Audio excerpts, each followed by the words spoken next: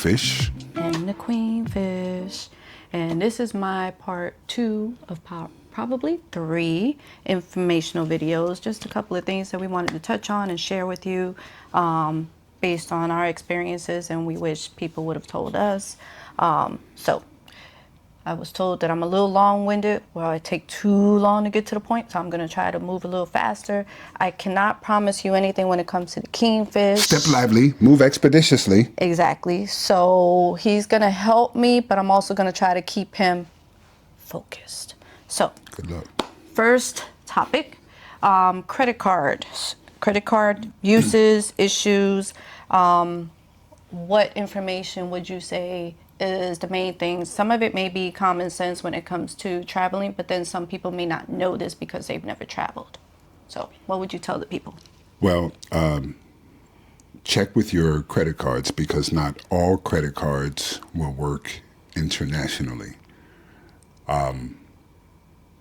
I don't know what the parameters are for that, but I know there are some older cards that I had, very small balance. They were kind of like starter credit cards. They will not work over here, but my major credit cards will. And I don't mean to suggest whether it's Visa or MasterCard or blah, blah, blah, blah. I'm talking about who issued the card itself. So check and make sure that your credit cards will work. So would you say definitely contact the credit card issuer and let them know you're going to be traveling?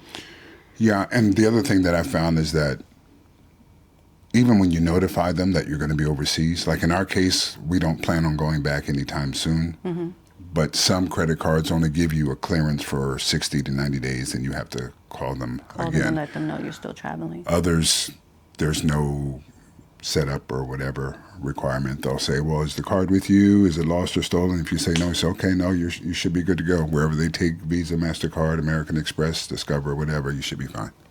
Oh, and this is where the two-factor authentication, I know, I may not be saying the word right. Authentication.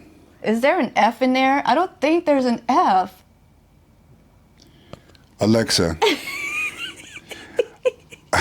spell authentication. Or is it authentication? AUTHENIATION.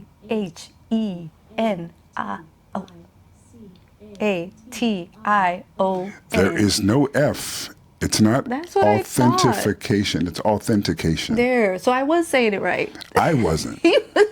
Apparently for years now. Authenticate. Authenticated. Okay. Authentic. Okay, we'll have that lesson pronunciation after the video. Authentication. But on my last video, that's when I was talking about doing Google Voice and porting your number to Google Voice and all that. So that's where it comes into play with the credit card. So it's like a domino effect.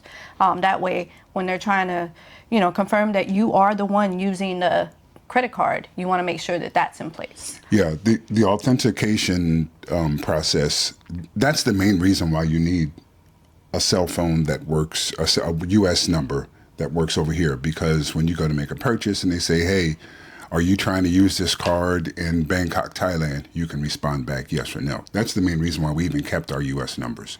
And the other reason, well, we kept the U.S. numbers for that, but we didn't want to keep the service and couldn't anyway for an extended period of time because the bill was just extraordinary compared to what we're paying for eSIMs. Look, we got a MiFi, a portable Wi-Fi unit. We've got 1, 2, 3 cell phones that all have service on it, and it's still less than what we were paying for one cell phone back in the United States. That's true. I agree. And some cases it's unlimited, others it's limited, but you're not going to go over it because there's Wi-Fi everywhere, literally. So another way you can save money. Yep. And then our daughter in Germany, before we had came to the States, I was calling her and just asking her about different things, and she told us about the Wise app. And the Wise app has been helpful for us when it came to paying for our security deposit and paying for our rent. And basically what it does, you link whatever account you want linked, and I know you can do more than one, and that way you can transfer your US dollars to that app, and then the app will convert it to whatever. What? They'll convert it. Oh, I thought you were going to say something. No, I was mesmerized by your beauty. Okay. I was focused. You talked to me. I was just looking. I was behaving. Wasn't making any noise. Wasn't being distracted. Well, it converts the money for you. So that was very helpful when we came to Thailand, and it was helpful when we went to Germany, because I was able to convert the US dollars to, what was their money again? Why did I forget? Euros. You just messed me up because you were singing. See? To euros. But you get the idea. And what it will definitely do is make sure to put a picture of the app so you can, look into it and do your research, and you'll know which one we're talking about, because I know sometimes our accents or pronunciation may confuse you.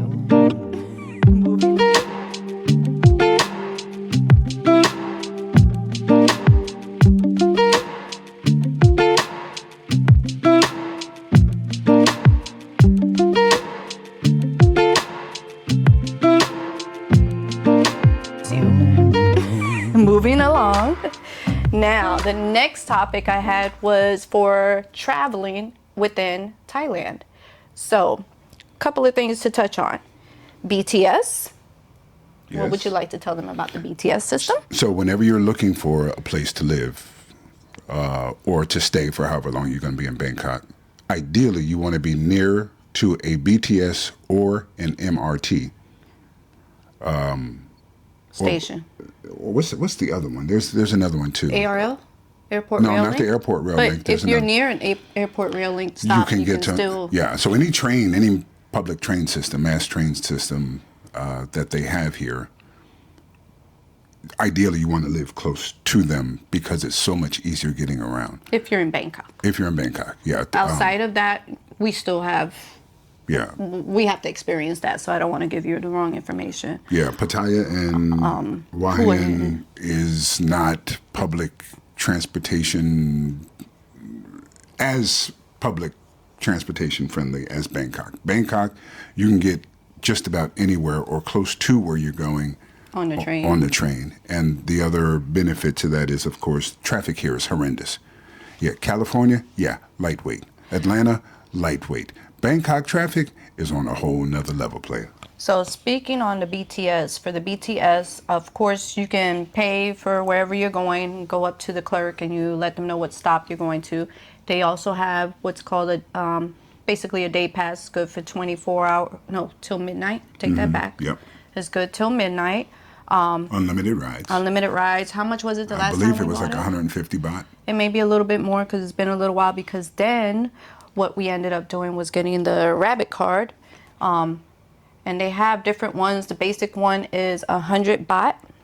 And then you can put however many baht on there that you want based on how often you use it. We normally put 500 baht on each card at the beginning of the month, and then towards the middle to the end of the month, we may need to top up and put some more money on it.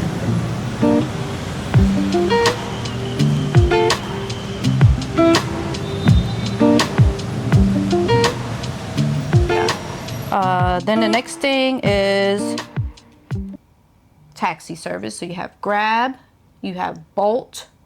Those are the main ones we know. Yeah. And with Grab, they also have Grab.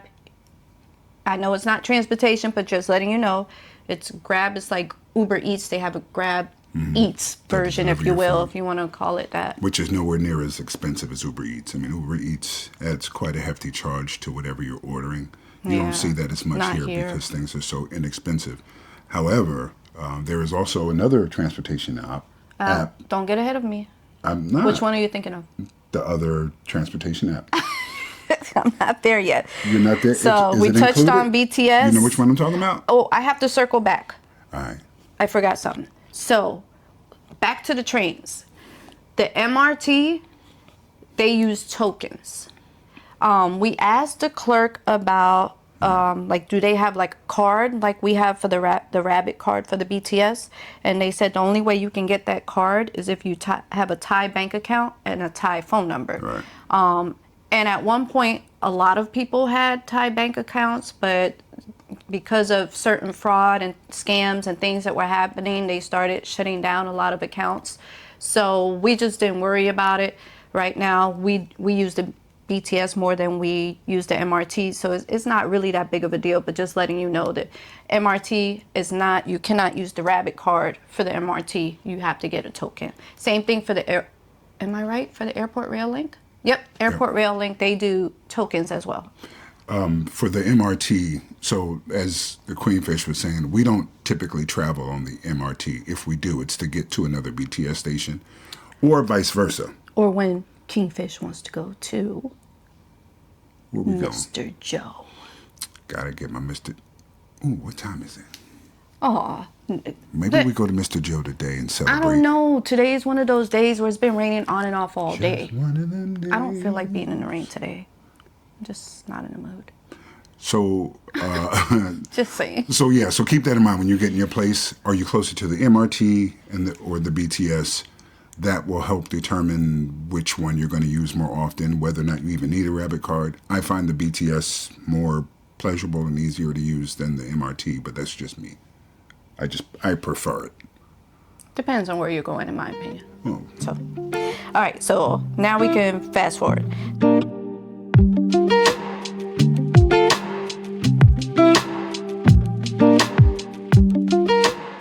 Fast forward. So we talked about the Grab, the Bolt. Then we have what's called the tuk-tuk. And tuk-tuks don't have an app, but Per se. that we know of.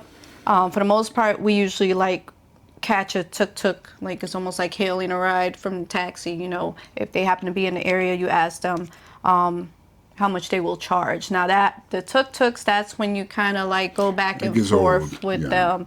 Haggling over price for going, a mile away. Yeah. So tuk-tuks, you just have to be careful. That's one of his favorites is the tuk-tuk. But then we have what's called the Muvmi app, and we'll put that on the screen. And it is specific to districts.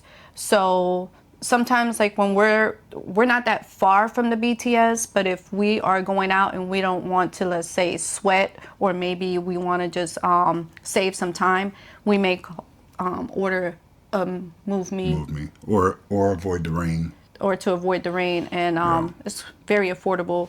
And the nice thing about that, you download the app and put all your information, card number, and all that in there, and it's been quite helpful. For sure.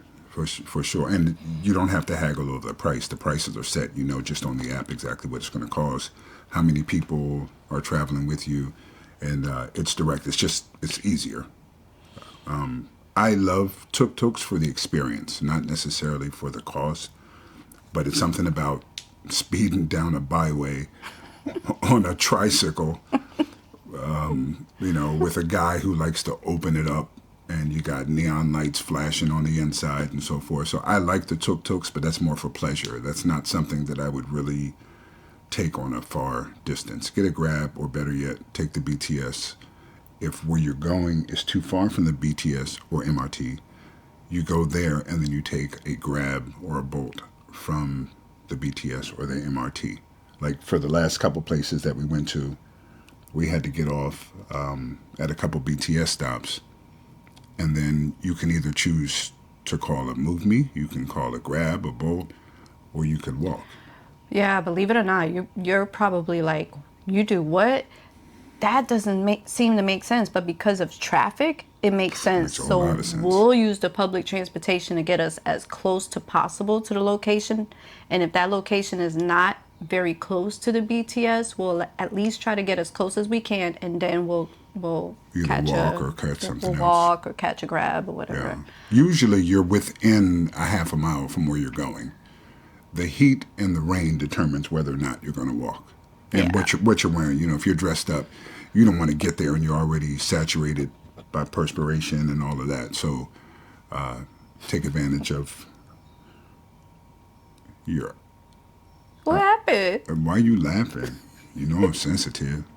What she do, y'all? I was just making a face. I missed the face. You don't want to be funky when you're trying to go out, basically. Mommy stinky. Right? All right. Stinky And then the mommy. next one, the bot bus. So we have used the bot bus, I'd say twice. So the bot bus is basically what it means. You know, you're paying bot money for it. Cash is king anyway in Thailand. Bot money. But we used it when we went to the ancient city and in Pattaya, right? Yep. Yep. When we were considering moving over there, in the high traffic areas, there were quite a few options of bot bus. Like every couple of minutes, they were passing by. Yeah, they're considerably cheaper than the tuk-tuks and the other options available. You forgot what you were gonna say. And then the last thing is they do have buses here. We just have not used them yet. That should be a video. And when How to catch a bus in Bangkok. we actually looked at videos about how to catch a bus in Bangkok because there's a lot of them. The one thing we did, the one takeaway that we got from the video that we watched was make sure you have change. Don't try to pay with large bills. And basically you go on the bus and then You tell them where you're going. you tell the person. Yeah, it's not the driver. So in the United States, you talk to the driver. Hey, how much is it? Where does the money Yeah, go? it's Blah, not the blah, blah. same. Give me my change. There's Here, an attendant that walks to the bus and you tell them where you want to go. say attendant again. An attendant. Yes. What? No, I just like the way your lips move. Okay. Focus. Can you?